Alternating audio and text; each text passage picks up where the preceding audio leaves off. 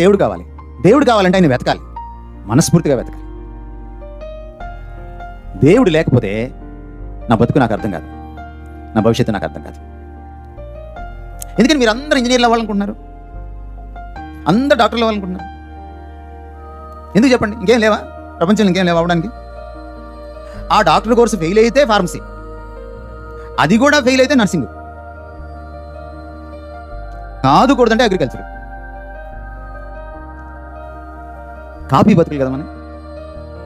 ఎదురుంటే అమ్మాయి డాక్టర్ అయితే మనం డాక్టర్ అవ్వాలి, ఎదురుంటే అబ్బాయి ఇంజనీర్ అయితే మనం ఇంజనీర్ అవ్వాలి. నా ఫ్రెండ్స్ నారాయణలో చేరారు. నారాయణ నేను వేరే కాలేజీలో చేరను, నారాయణలోనే చేరతాను. నీ ఫ్రెండ్స్ చేసుకున్న అబ్బాయిని చేసుకుంటావు రేపొద్దున.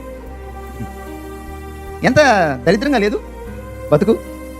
ఎందుకు ఇలా దరిద్రంగా తయారైంది? నువ్వు పక్కన నుండి కాపీ కొట్టుకుంటా ఎందుకు కూర్చున్నావు? ఎందుకు కూర్చున్నావంటే నీ మూలం నీకు అర్థం కాల.